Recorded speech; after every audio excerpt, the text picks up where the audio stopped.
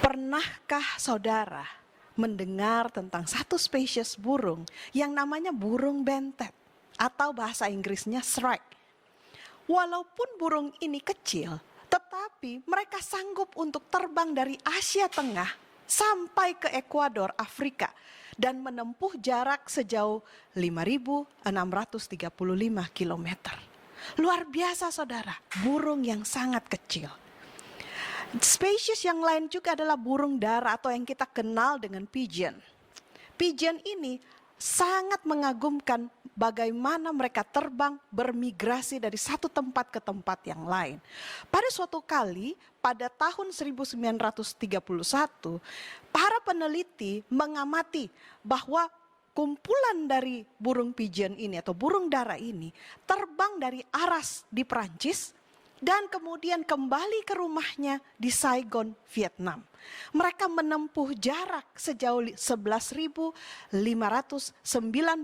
km dalam waktu 24 hari. Saudara, kalau saya pikir-pikir kira-kira itu 11.592 km, kira-kira sejauh apa? Saya berusaha untuk mencari rute penerbangan pesawat. Dan saya menemukan bahwa itu sekitar perjalanan antara Jakarta ke London. Luar biasa saudara, burung dara yang kita lihat seperti tidak banyak, tidak besar, tidak berdaya, tetapi sanggup mengadakan perjalanan yang luar biasa jauhnya.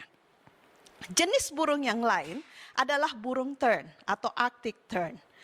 Mereka bisa terbang dari sarangnya di Antartika utara sampai kemudian ke Alaska. Dan kemudian balik lagi. Jadi perjalanannya pulang pergi. Menempuh jarak, wah ini jauh sekali saudara. 40.250 km. Luar biasa kan saudara, makhluk ciptaan Tuhan ini. Dan kemudian berikutnya adalah kupu-kupu monark. Kupu-kupu itu ini adalah hewan yang mungkin sayapnya tipis, kecil, tetapi kupu-kupu monark ini selama musim panas mereka bisa terbang dari Kanada lewat Amerika Serikat dan sampai ke Meksiko Tengah. Mereka menempuh jarak lebih dari 3.220 km. Tapi yang paling mengagumkan adalah ikan salmon Chinook. Ikan salmon sangat dikenal di dalam dunia fauna tentang bagaimana luar biasanya. Mereka bisa berenang lewat laut, lewat sungai, bisa melewati arus sungai yang deras untuk kembali ke tempat bertelurnya mereka, tempat mereka, leluhur mereka waktu menelurkan telur-telur ikan salmon ini. Saudara, saya banyak sekali menyaksikan video-video tayangan-tayangan mengenai perjalanan dari ikan salmon ini. Sangat luar biasa. Mereka menempuh jarak yang jauh, lebih dari 3.220 km untuk bisa sampai di tempat tujuan mereka. Itulah tidak salah ketika Alkitab di dalam Ayub 12 ayat 7 sampai 10. Mari kita buka Ayub 12 ayat 7 sampai 10. Di situ dikatakan bahwa sebetulnya tetapi bertanyalah kepada binatang, maka engkau akan diberinya pengajaran. Kepada burung di udara, maka engkau akan diberinya keterangan. Atau bertuturlah kepada bumi, maka engkau akan diberinya pengajaran. Bahkan ikan di laut akan bercerita kepadamu. Siapa di antara semuanya itu yang tidak tahu bahwa tangan Allah yang melakukan itu, dan bahwa di dalam tangannya terletak nyawa segala yang hidup dan nafas setiap manusia. Ketika kita datang ke alam, kita bisa melihat bagaimana kuasa Tuhan yang sangat luar biasa. Saudara, makhluk ciptaan Tuhan memiliki indera penentu arah yang luar biasa. Mereka punya indera yang alami dan sangat luar biasa. Sebaliknya, manusia yang katanya adalah ciptaan Tuhan yang tertinggi, seringkali malah pergi dan berbalik dari panggilan Tuhan. Di Alkitab ada satu kisah tentang seorang nabi yang melawan Tuhan dan pergi ke arah yang terbalik, ke arah yang berbeda. Sampai Tuhan harus menggunakan makhluk ciptaannya yang lain untuk menarik dia kembali ke jalan yang benar. Sampai di sini saya yakin saudara pasti tahu cerita tentang siapa itu. Yaitu tentang Nabi Yunus. Saudara, ketika kita membaca cerita tentang Nabi Yunus, tentang bagaimana Nabi Yunus ini masuk ke dalam perut ikan besar, mungkin di dalam pikiran banyak dari kita akan berpikir, ini cerita dongeng atau sungguhan terjadi? Apakah ini fakta atau fiktif? Saudara, saya ingin menceritakan sebuah kejadian yang terjadi di Laut Atlantis Selatan. Pada suatu hari, ada sebuah kapal pemburu ikan paus yang sedang berlayar di Kepulauan Falkland di Atlantis Selatan. Nama dari kapal ini adalah Star of the East. Dan pada waktu itu pengalaman ini terjadi pada akhir dari abad ke-19. Pada waktu mereka sedang berlayar, tiba-tiba dari alat pendeteksi mereka menemukan dan mendengar ada suara, ada indikasi di mana di dekat mereka ada ikan paus. Dan segera, karena mereka adalah kapal pemburu paus, mereka segera bersiap-siap. Mereka segera menurunkan sekoci-sekoci untuk memburu ikan paus tersebut. Dan setelah sekian lama terjadi, mereka mendeteksi pergerakan dari ikan paus ini. Dan kemudian mereka memburu ikan paus ini. Akhirnya mereka mulai melepaskan tombak. Dan setelah itu, dari sekoci ini, ada 2 sekoci yang mereka turunkan. Dan awak kapal mereka ada di 2 sekoci ini untuk lebih mendekati ikan paus ini. Mereka sudah bersiap-siap untuk membunuh ikan paus ini. Tapi kemudian mendadak suasana jadi tenang. Jadi hening, jadi sepi. Karena tiba-tiba tanda-tanda dari ikan paus itu tidak terlihat. Dan tidak bisa dideteksi sama sekali. Jadi kapal pemburu paus ini beserta dengan 2 sekocinya yang kecil terdiam dan mulai kebingungan kemana perginya ikan paus ini. Dan tiba-tiba tanpa mereka sadari, tiba-tiba ikan paus itu dari bawah laut kemudian naik ke atas. Dan kemudian membalikkan 2 sekoci yang ada di dekat mereka. 1 sekoci, kemudian 2 awak kapal yang ada di situ bisa menyelamatkan diri. Tetapi kemudian 2 orang yang ada di sekoci yang lain, satunya kemudian ditemukan tewas tenggelam. Tetapi ada salah satu dari awak kapal yang namanya James Bartley, sudah dicari-cari, kemudian tidak ditemukan sama sekali. Maka awak kapal yang lain berasumsi bahwa James Bartley ini pasti sudah meninggal. Dan kemudian mereka meneruskan memburu ikan paus itu dan mereka berhasil. Mereka kemudian menaikkan ikan paus itu ke atas kapal mereka dan mulai membersihkan ikan paus itu. Setelah beberapa hari, setelah 3 hari tepatnya, pada waktu mereka mulai memotong-motong daging ikan paus ini. Dan ketika mereka mulai memotong dekat dengan perutnya, dekat dengan bagian lambung dari ikan paus ini, mereka menemukan bahwa di dalam lambungnya ada sesuatu yang bergerak-bergerak. Dan ketika mereka memotong dengan hati-hati bagian lambung dari ikan paus ini, maka dari lambung ikan paus ini keluarnya teman mereka, yaitu James Bartley, setelah 3 hari. Dan setelah itu mereka cepat-cepat mengangkat James Bartley. Mereka kemudian menyelimutinya, karena pasti kedinginan, dan kemudian dia dipanaskan dalam suhu yang panas. Dan kemudian ketika kapal itu berlabuh, dia dibawa ke rumah sakit. Dan setelah beberapa minggu kemudian, James Bartley kembali dalam keadaan sehat. Dengan kata lain, apa yang ditulis Alkitab melalui kitab Yunus adalah mungkin. Tetapi lebih daripada itu, kalau kita tanya mengapa itu bisa terjadi, mengapa Yunus bisa ada di dalam perut ikan besar, Saya mau kita baca dari Yunus 1 ayat 17. Yunus 1 ayat 17 mengatakan alasan yang sangat penting.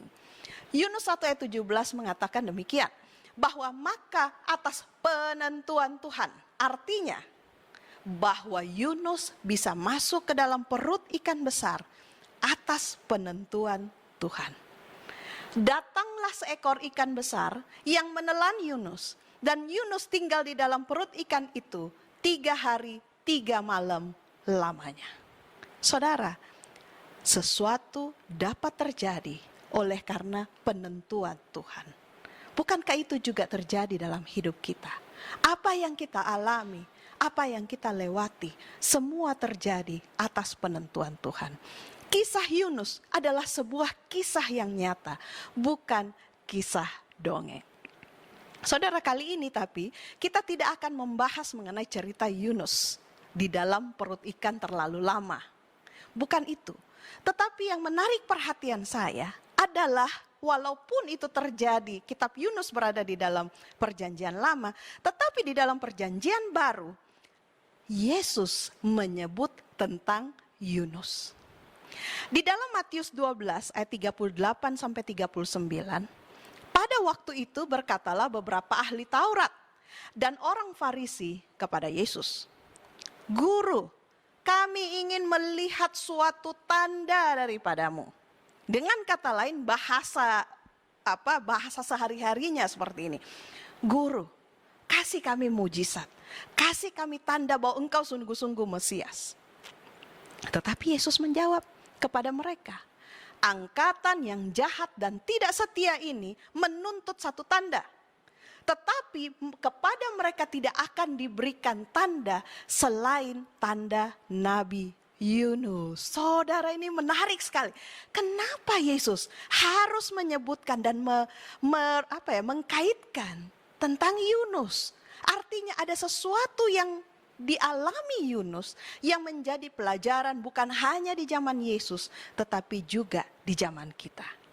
Di dalam buku Desire of Ages, di sini dicatat bahwa ketika pekabaran kebenaran disampaikan pada zaman kita, maka peristiwa yang sama juga banyak sekali terjadi. Ada banyak orang yang seperti orang Yahudi yang berseru, "Perlihatkan satu tanda kepada kami, lakukan sebuah mujizat." Tapi saudara perhatikan, Yesus tidak membuat mujizat apapun atas tuntutan orang Farisi itu. Dia tidak memberikan kuasa kepada kita untuk membela diri kita atau untuk memuaskan tuntutan ketidakpercayaan dan kesombongan. Kalau kita datang kepada Tuhan dan katakan, "Tuhan, saya akan percaya engkau kalau ada mujizat terjadi." Saudara, tanda itu tidak akan diberikan kepada kita. Tidak akan diberikan mujizat untuk membela diri kita atau memuaskan kesombongan kita. Namun, Injil, Alkitab bukanlah tanpa suatu tanda bukti keilahian. Bukankah saudara, adalah suatu mujizat ketika kita bisa dilepaskan dari perbudakan setan? Perubahan hati manusia, transformasi karakter manusia, itu adalah mujizat yang menyingkapkan seorang juru selamat yang kekal, yang sedang bekerja untuk menyelamatkan saudara dan saya. Mujizat yang terbesar, saudara, bukan ketika ada orang disembuhkan atau ketika ada orang yang mati dibangkitkan. Tetapi mujizat yang terbesar dicatat di dalam Yehezkiel 36 ayat 26. Ketika Tuhan berjanji, "Kamu akan kuberikan hati yang baru dan roh yang baru di dalam batinmu, dan aku akan menjauhkan dari tubuhmu hati yang keras dan kuberikan kepadamu hati yang taat." Saudara, mujizat yang terbesar di dalam hidup manusia adalah transformasi karakter. Terjadi suatu perpindahan dari hati kita yang keras kepala, menjadi hati yang lembut, yang mau taat kepada Tuhan. Saudara, selanjutnya di dalam Matius 12 ayat 40, ayat ini melanjutkan, Dia katakan bahwa sebab sama seperti Yunus tinggal di dalam perut ikan 3 hari 3 malam, demikian juga anak manusia akan tinggal di dalam rahim bumi selama 3 hari 3 malam. Kalau kita bicara 3 hari 3 malam Yunus di dalam perut ikan, itu sudah jelas. Tetapi apakah artinya anak manusia tinggal di dalam rahim bumi selama 3 hari 3 malam? Nah, coba mari kita hitung. Katanya 3 hari 3 malam. Kita tahu bahwa Yesus mati pada hari Jumat. Ya, Jumat udah sore. Kemudian setelah itu dia dikuburkan, tetap tinggal di dalam kubur sepanjang hari Sabat, hari berikutnya. Dan kemudian dia bangkit pada hari Minggu pagi. Lah, katanya 3 hari 3 malam. Tapi itu cuman 3 hari, oke, ada Jumat, Sabtu, Minggu. Tapi malamnya cuma 2 malam. Apakah Alkitab itu tidak tepat? Ataukah mungkin Alkitab bisa salah? Saudara, mari kita teliti ini dan kita gali lebih dalam. Mari kita mulai melihat tempat kejadian perkara. Di situ disebutkan di dalam rahim bumi. Kalau di dalam Alkitab versi King James Version dikatakan bahwa in the heart of the earth. Dan ini hanya disebutkan 1 kali di dalam Matius pasal 12. Tetapi ketika menunjuk kepada kata di bumi, ada 66 kali dalam Alkitab King James Version yang menunjuk kepada kata di bumi. Seperti contohnya di dalam doa Bapa kami, Matius 6 ayat 10. Jadilah kehendakmu di bumi maupun di sorga. Nah, kalau kita berpikir, kita berhitung sejak Yesus dikubur, artinya bukankah di bumi itu artinya dikubur? Bukan, saudara. Jadilah kehendakmu di bumi, artinya di atas bumi seperti di sorga. Keluaran 20 ayat 4 ketika menyebutkan tentang hukum kedua, jangan membuat dan menyembah patung. Dikatakan jangan membuat bagimu patung yang ada di bumi di bawah, artinya bukan di bawah bumi, tetapi di atas bumi ini. Dan di langit di atas. Kemudian ketika khotbah di atas bukit, Matius 5 ayat 5. Berbahagialah orang yang lemah lembut karena mereka akan memiliki bumi.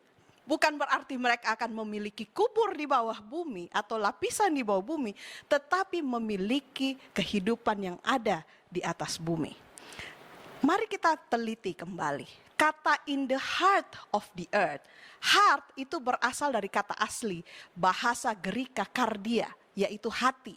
Yang berarti pikiran, perasaan atau juga menunjuk kepada di tengah-tengah. Sedangkan kata earth berasal dari kata Gerika yaitu ge. Yang berarti tanah, wilayah, bumi dan isinya. Sehingga bisa kita simpulkan ketika dikatakan in the heart of the earth itu berarti di tengah-tengah bumi. Jadi sebetulnya kapan waktu yang benar? Bagaimana kita bisa menemukan 3 hari 3 malam? Nah, untuk bisa mengetahui hal itu, kita perlu mengetahui kapan tepatnya dosa-dosa manusia, dosa-dosa dunia ini mulai ditanggungkan kepada anak domba Allah. Kalau kita lihat di dalam hukum Ibrani, dosa ditanggungkan kepada hewan korban sembelihan bukan pada waktu dia disembelih, tetapi sebelum dia disembelih. Yaitu ketika orang berdosa datang membawa hewan korban dan kemudian meletakkan tangannya di atas kepala korban, maka secara simbolis dosa yang dilakukan oleh orang tersebut berpindah kepada hewan korban tersebut sebelum dia disembelih. Nah, bagaimana dengan Yesus? Pada waktu Yesus melakukan perjamuan terakhir, disitulah Yesus memeteraikan perjanjiannya sebagai anak domba Allah. Disitulah Yesus mulai menanggung dosa manusia. Pada perayaan Paskah itu ada ribuan domba yang dikorbankan di bait suci. Dan aliran darah dari domba-domba itu mengalir dari bait suci melewati sungai Kidron sampai laut mati. Yesus pada waktu itu dia berjalan melewati sungai Yordan, pada waktu dia akan memulai pelayanannya. Tetapi pada waktu dia akan mengakhiri pelayanannya, waktu dia akan memulai penderitaannya sebagai anak domba Allah, sungai yang Yesus lewati adalah sungai Kidron. Kemudian di Taman Getsemani, Yesus memeteraikan kembali penyerahannya sebagai anak domba Allah. Di dalam Lukas 22 ayat 42 sampai 44 dicatat doa Yesus yang dikatakan sangat menjadi beban di dalam hatinya. Dia katakan bahwa Tuhan kalau boleh, bukan cawan ini, janganlah aku minum cawan ini. Tetapi kalimatnya yang paling menjamah hati saya ketika Yesus katakan, bukanlah kehendakku, melainkan kehendak-Mu yang terjadi. Berapa banyak dan berapa kali di dalam hidup kita, saudara, ketika kita menderita, kita juga bisa mengatakan hal ini. Berapa kali kita sanggup mengatakannya, bukan kehendakku yang terjadi, melainkan kehendak-Mu yang terjadi. Saudara, setelah hari Kamis malam itu, pada waktu Yesus di Taman Getsemani, setelah Taman Getsemani, dia kemudian ditangkap. Saudaraku, apakah kita sadar bahwa dosa-dosa yang kita perbuat itu seperti gunting yang memotong persatuan antara anak Allah dengan Allah Bapa. Sejak saat itulah Yesus seperti berada di dalam rahim bumi. Kamis malam itu, mulai dari Kamis malam itu, Yesus selalu menyebutkan bahwa saatnya sudah tiba. Ada banyak sekali, ada beberapa ayat yang disebutkan di dalam Matius, di dalam Markus, di dalam Lukas, di dalam Yohanes. Sejak Kamis malam di Taman Getsemani itu, Yesus selalu mengatakan bahwa saatnya sudah tiba. Sebelum Kamis malam itu, Yesus selalu lolos karena belum memang saatnya tiba. Pernah orang Yahudi pernah mau mendorong dia dari atas tebing, pernah mau membunuh dia, tetapi selalu tidak pernah berhasil karena saatnya belum tiba. Tetapi mulai Kamis malam, Yesus mulai menanggung upah dosa manusia.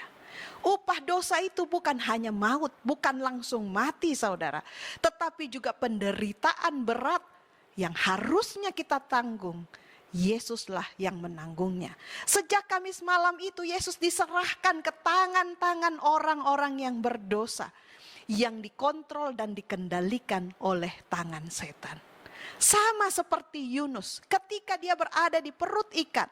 Pada waktu ikannya berenang di atas, dia juga ikut ke atas. Waktu ikannya ke bawah, dia juga ke bawah.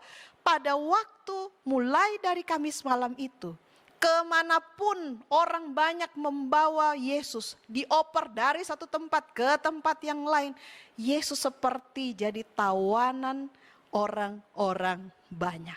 Seperti halnya Yunus yang jadi tawanan ikan. Sehingga kalau kita lihat di sini perhitungan harinya, mulai dari Kamis malam itu, ketika Yesus memeteraikan perjanjiannya, kemudian dia berdoa di Taman Getsemani. Sejak saat itulah dosa manusia ditanggung oleh anak domba Allah. Sehingga kalau kita lihat di sini, maka perhitungan yang dituliskan di Alkitab menjadi benar. 3 hari, 3 malam. Saudara, Yunus juga adalah tanda Kristus. Yunus dan Kristus sama-sama tidur di bagian terbawah dari kapal. Dan bukan hanya itu, mereka tertidur ketika kapal menghadapi badai. Ketika badai sedang mengamuk, mereka bukannya panik, mereka malah tertidur. Yunus namanya berarti damai. Sedangkan Yesus, kita tahu Yesus adalah Raja Damai. Itu yang tertulis di dalam Yesaya 9 ayat 6. Yunus melakukan satu pengorbanan karena dia tahu bahwa badai itu adalah karena kesalahannya. Yunus kemudian menyuruh awak kapal melemparkannya ke laut agar mereka memiliki damai. Karena dia tahu itu karena dia. Yesus, jadi awak kapal, bukan awak kapal yang secara sengaja mau melemparkan Yunus, tetapi Yunus yang menawarkan dirinya agar badai itu bisa tenang. Bagaimana dengan Yesus? Yesus mengambil alih murka Allah. Dan saudara, kalau kita percaya bahwa kematian Yesus menebus dosa-dosa kita, maka kita akan memperoleh damai sejahtera dan hidup kekal. Yesus yang menawarkan nyawanya untuk menggantikan kita. Saudara, baik Yunus maupun Yesus sama-sama berdoa. Saudara bisa baca dalam Yunus pasal 2 dan juga di Markus pasal yang ke-15. Tapi saudara, tanda Yunus itu bukan tentang urusan periode waktu 3 hari 3 malam. Bukan itu poinnya. Tanda Yunus adalah kecaman keras terhadap umat-umat Tuhan. Terhadap orang-orang yang mengaku sebagai umat Tuhan sendiri. Yang menolak dia sebagai Mesias. Yang harus minta tanda. Apakah engkau benar Mesias? Tunjukkan tanda, tunjukkan mujizat. Mungkin yang mereka minta adalah turunkan api dari langit. Mereka minta tanda untuk membuktikan bahwa apakah betul Yesus adalah Mesias. Dan ini sangat berbeda dengan sikap orang Niniwe yang katanya jahat itu. Yang menerima dan bahkan bertobat karena pekabaran dari Yunus. Di dalam buku Desire of Ages diceritakan seperti ini. Kemunafikan orang Farisi merupakan hasil dari memenangkan atau mementingkan diri mereka sendiri. Mereka memuliakan diri mereka sendiri yang menjadi tujuan hidup mereka. Saudara, di antara pengikut Tuhan pada hari ini, seperti zaman dahulu, ada satu dosa yang sangat yang sangat mewabah. Dosa yang licik dan menipu tersebar luas. Betapa seringnya kita bilang kita melayani Tuhan, kita percaya kepada Tuhan. Tapi persekutuan kita dengan satu yang lain, kita mau melayani orang lain. Tetapi semua ini dinodai oleh keinginan yang tersembunyi untuk memuliakan diri kita sendiri. Betapa siapnya pikiran untuk memuja diri sendiri. Dan keinginan untuk mendapatkan persetujuan manusia. Adalah cinta diri, keinginan untuk suatu jalan pintas dari yang Tuhan tentukan yang membuat orang menggantikan ilahi, perintah-perintah ilahi dengan teori-teori manusia dan tradisi manusia. Saudara, kembali kepada diri kita sendiri. Dan di dalam Lukas 11 ayat 29 ayat 32 sampai 32 dikatakan bahwa ketika orang banyak mengerumuninya, berkatalah Yesus, angkatan ini adalah angkatan yang jahat. Mereka menghendaki suatu tanda, tetapi kepada mereka tidak akan diberikan tanda selain tanda Nabi Yunus. Sebab sama seperti Yunus menjadi tanda untuk orang-orang Niniwe, demikian pula lah Anak Manusia menjadi tanda untuk angkatan ini. Pada waktu penghakiman, orang-orang Niniwe akan bangkit bersama angkatan ini dan mereka akan menghukumnya. Sebab orang-orang Niniwe yang jahat itu, mereka bertobat waktu mereka mendengarkan pemberitaan Yunus. Dan sesungguhnya yang ada di sini pada waktu itu Yesus lebih daripada Yunus. Tapi orang-orang Farisi tidak mau bertobat. Saudara, bukankah ini adalah suatu peringatan bagi saudara dan saya?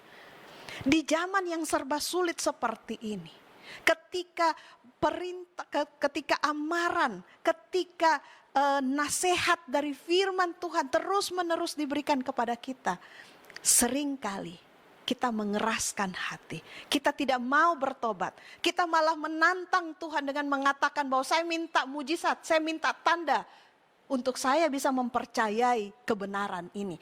Padahal kebenaran ini jelas-jelas ada di dalam firman Tuhan. Saudaraku, setelah keluar dari air, Yunus berjalan selama 3,5 hari sampai di kota Niniwe untuk mengamarkan kepada penduduk kota itu bahwa dalam 40 hari kota itu akan dimusnahkan. Saya jadi teringat akan Elia. Elia juga bersembunyi selama 3,5 tahun. Dan pada waktu itu kelaparan sedang berlangsung. Dan dia melarikan diri dari Ratu Isabel selama 40 hari.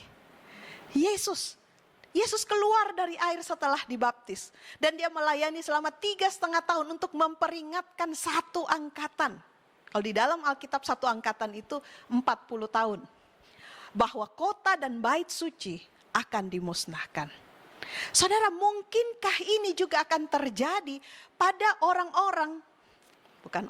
pada kita yang mengaku umat Tuhan, yang tidak mau bertobat dan tidak bersiap pada waktu kedatangannya yang kedua kali. Saudara, kita hidup di zaman yang dimana tanda-tanda kedatangan Yesus itu semua sedang tergenapi. Tapi saudara, kita tetap tidak mau bertobat. Saudara, pesan Yunus yang pertama kepada orang Niniwe pada waktu dia keluar dari air, Yunus menyampaikan sebuah peringatan dan memanggil penduduk kota Niniwe untuk bertobat. Bagaimana dengan Yesus? Matius 4 ayat 17 mengatakan bahwa Yesus memberitakan satu pekabaran yang sama, yaitu memanggil semua orang untuk bertobat. Pertanyaannya saudara, kalau begitu apa sebetulnya tanda Yunus? Tanda Yunus adalah sebuah kecaman terhadap orang-orang yang mengaku sebagai umat Tuhan, yang dipanggil untuk bertobat tapi menolak. Kita mengatakan bahwa kita percaya kepada Tuhan, tapi kita tidak mau sungguh-sungguh bertobat. Kita tidak mau lepaskan dosa-dosa kesayangan kita.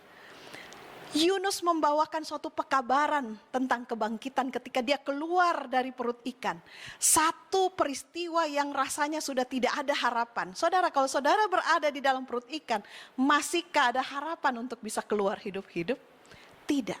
Tetapi atas penentuan Tuhan, Yunus kemudian tanda kutip dibangkitkan keluar dari perut ikan untuk membawa satu pekabaran.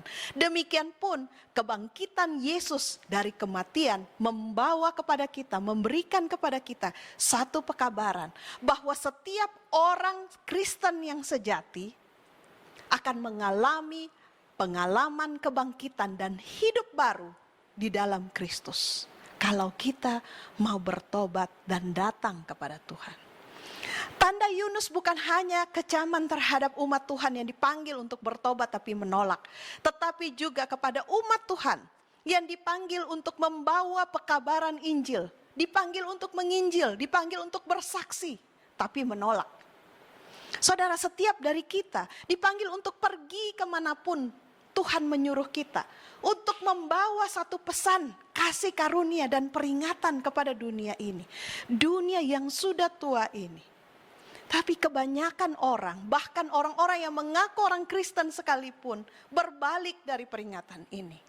Banyak gereja menjadi sepi. Karena makin banyak orang yang tidak percaya.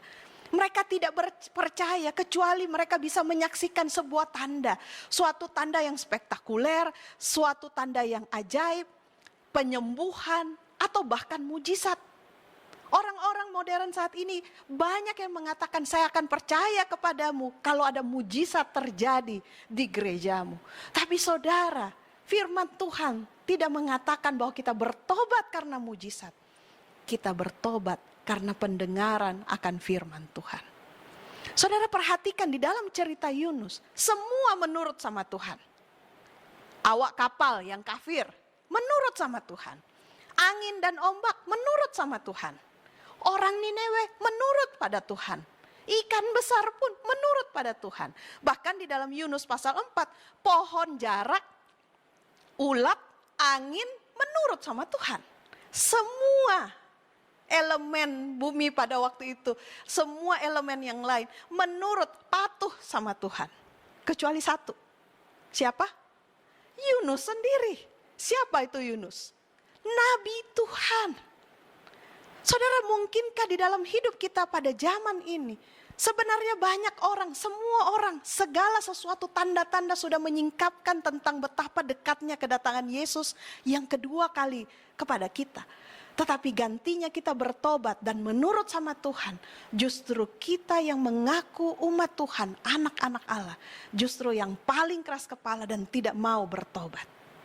Itulah sebabnya di dalam Matius 8 ayat 11 sampai 12 dikatakan bahwa nanti akan banyak orang dari timur dan barat yang akan duduk makan bersama-sama dengan Abraham, Ishak dan Yakub di dalam kerajaan sorga nanti. Sedangkan anak-anak kerajaan itu yang ngaku-ngaku sebagai umat Tuhan malah akan dicampakkan ke dalam kegelapan yang paling gelap. dan di sanalah akan terdapat ratap dan kertakan gigi. Saudara, kita tidak mau hal itu terjadi. Kita rindu untuk bisa masuk ke dalam kerajaan sorga. Tapi untuk itu kita harus merendahkan diri untuk bertobat. Saudara, banyak umat Tuhan yang tertidur pada saat ini. Banyak umat Tuhan yang lalai, abai terhadap perintah-perintah Tuhan pada saat ini. Dan memang dikatakan bahwa tuaian memang banyak tetapi pekerja sedikit. Banyak yang tertidur. Dan banyak umat Tuhan yang seperti Yunus saat ini sedang tertidur secara rohani. Sementara ombak laut mengganas. Sementara pandemi COVID-19 sedang mengganas, umat Tuhan tetap tertidur. Awak kapal mulai berdoa. Awak kapal yang adalah orang-orang kafir mulai berdoa kepada Tuhannya masing-masing. Tetapi Yunus di kapal itu malah tidur dan mengorok. Saudara, apakah kitalah Yunus itu? Saudara, pada saat ini ada banyak pengemis yang berbaring di depan pintu kita.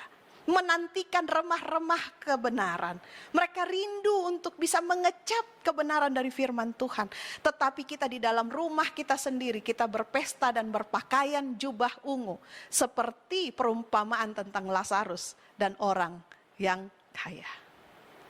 Kita tidak mau membagikan apa yang kita miliki. Kita tidak mau membagikan kabar keselamatan ini kepada orang-orang lain. Saudara, tanda Yunus juga adalah tentang pesan terhadap orang-orang yang terhilang. Saudaraku, jika saudara sekarang berada di dalam tempat di mana saudara merasa bahwa Tuhan tidak akan mendengar saudara, pesan Yunus ini berlaku bagi Anda. Kita tidak bisa terus-menerus lari dari Tuhan. Dan jangan pernah menyia-nyiakan waktu Anda, hidup Anda berjalan di luar kehendak Tuhan. Dan pada akhirnya saudara akan menemukan bahwa hidup di luar Tuhan hanyalah hidup yang sia-sia. Dan saudaraku, tidak ada tempat yang paling gelap, tidak ada tempat yang paling suram, tidak ada tempat yang paling kotor, paling hina sekalipun, di mana Tuhan tidak bisa mendengar doamu dan menerima pertobatanmu. Ingat, Yunus berdoa dari perut ikan dan ikan itu berada di bawah samudra, tapi Tuhan tetap mendengar doa Yunus. Jangan pernah berpikir bahwa Tuhan tidak mendengar doa kita. Saudaraku sekalian, apakah kita seorang Yunus? Apakah kita adalah seseorang yang mengaku umat Tuhan, tetapi kita tidak mau bertobat? Tetapi kita menolak untuk membawa pekabaran Injil ini ke semua keluarga kita, ke semua kenalan-kenalan kita. Sedangkan kita tahu pasti waktunya makin dekat. Waktunya makin dekat, Yesus akan segera datang. Dan kita tidak punya banyak waktu untuk bisa mempersiapkan diri kita dan keluarga kita. Bertobat, meninggalkan dosa-dosa kita. Jika di dalam COVID-19 ini kita masih ada kesempatan untuk bertobat, saudaraku, bertobatlah saat ini. Tinggalkanlah dosa-dosa kita. Lakukanlah kebenaran yang kita sudah pelajari. Dan saudara, bukan hanya itu, bawalah kabar keselamatan ini, kabar baik ini kepada semua orang, agar kita semua dapat siap untuk menantikan kedatangan Tuhan. Saudara, jika saudara mau lakukan itu, mari kita tunduk kepala dan kita berdoa.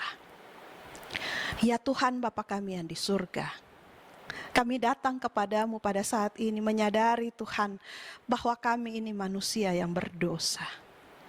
Bahkan ketika burung-burung, ikan-ikan, hewan-hewan ini mengajari kami untuk bagaimana mereka bisa patuh mengikuti perintah Tuhan, kami manusia ini malah berbalik dari Tuhan. Ya Tuhan, ampuni kekeras kepalaan kami. Ampuni hati kami yang keras ini Tuhan, yang berulang kali ditegur oleh Tuhan. Tapi kami tidak mau bertobat. Ampuni kami Tuhan, karena gantinya kami percaya penuh kepada firman Tuhan di dalam Alkitab. Kami malah dengan sombongnya meminta tanda, meminta mujizat untuk membuktikan bahwa Engkaulah Tuhan semesta alam yang memegang kendali atas bumi ini. Oh Tuhan, ampuni kami. Dan pada saat ini kami memohon agar mujizat terbesar dapat terjadi di dalam diri kami. Ya Tuhan, ubahkan karakter kami, ubahkan cara kami berpikir. Sehingga kami betul-betul dapat mempersiapkan diri menurut kepada Tuhan, menurut kepada hukum-hukum Tuhan. Dan siap untuk kedatangan Yesus yang kedua kali. Hamba-Mu berdoa untuk setiap yang menyaksikan firman Tuhan ini. Kami tahu bahwa ini bukanlah kebetulan. Kepada saudara-saudara yang saat ini sedang lari dari Tuhan, yang terhilang, lari dari Tuhan, jauh dari Tuhan. Saudaraku, saat ini Tuhan memanggil saudara pulang. Tuhan mendengarkan doa saudara dan akan mengampuni saudara. Terimalah doa dan permohonan kami ini Tuhan. Karena kami berdoa di dalam nama Yesus yang menjadi penebus dan juru selamat kami. Amin.